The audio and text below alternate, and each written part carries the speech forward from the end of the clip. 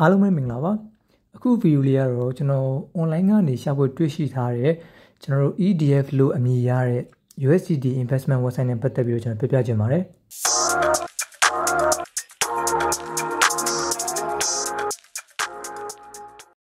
အရင်ဆုံးကျွန်တော်တို့တွေ account စဖွင့်တာနဲ့ပတ်သက်ပြီးကျွန်တော်ပြပြမယ်အဲ့တော့ကျွန်တော် register ဘိုင်းမှာဆိုရင်ကိုယ့်ရဲ့ email လေးထည့်မယ်ပြီးရင် password လေးခံပေါ့နော်ပြီးရင် invitation code နေတော့ဒီတိုင်းရှိနေမယ်ကျွန်တော်ပေးတဲ့ link လိုမျိုး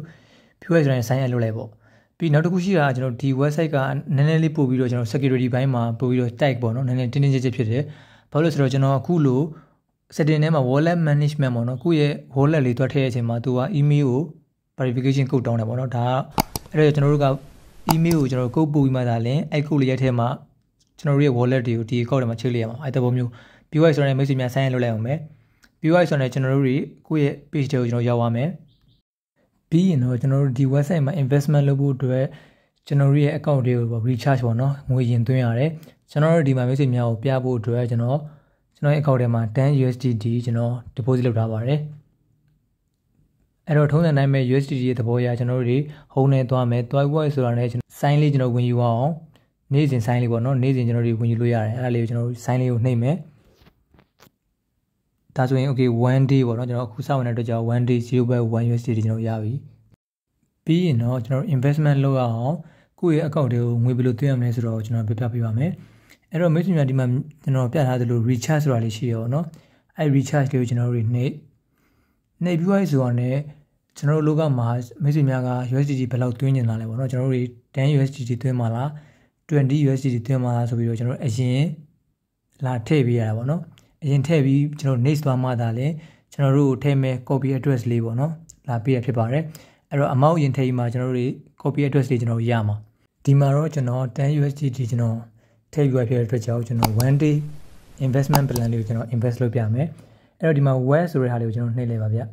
နေပြီး web ဆိုတဲ့ message များဒီမှာတွေ့နိုင်ပါတယ်ကျွန်တော်1 day ရှိမယ်ပြီးဆိုတော့ interest rate ကကျွန်တော်တို့ 6% ရှိမယ်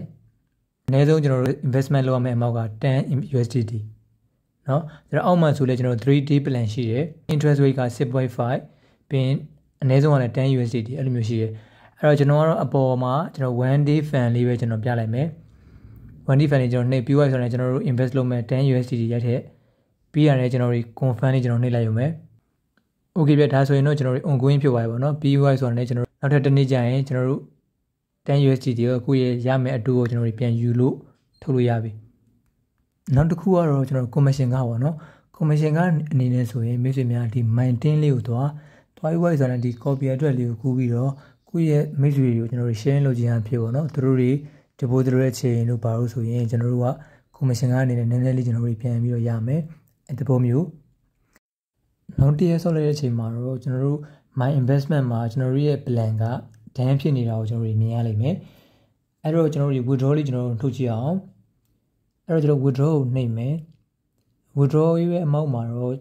ကျွန်တော်တို့ထုတ်နိုင်မယ့် amount ကိုကျွန်တော်ရိုက်ထည့်ပဲပြီးသွားပြီဆိုတာနဲ့ကျွန်တော်တို့ email ကိုကုတ်လေးပို့လာဖို့အတွက်ကျွန်တော်ဒီညာဘက် channel လေးက send code ဆိုတာလေးကျွန်တော်နှိပ်လိုက်ပါ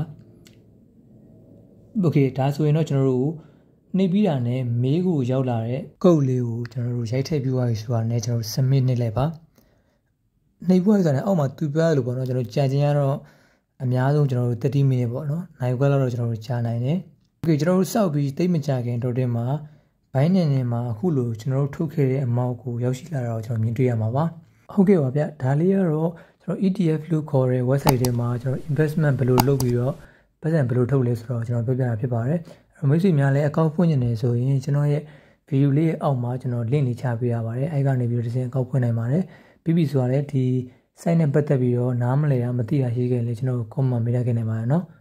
ဒါအပြင်ကျွန်တော်ရဲ့ YouTube channel လေးမှာနောက် video တွေတိတိတင်တိုင်းသိရှိဖို့အတွက်ကျွန်တော်ရဲ့ channel ကို like and subscribe လုပ်မေးပါနဲ့ဦးနော်မိတ်ဆွေများအားလုံးကျေးဇူးများတင်ပါတယ်ဗျ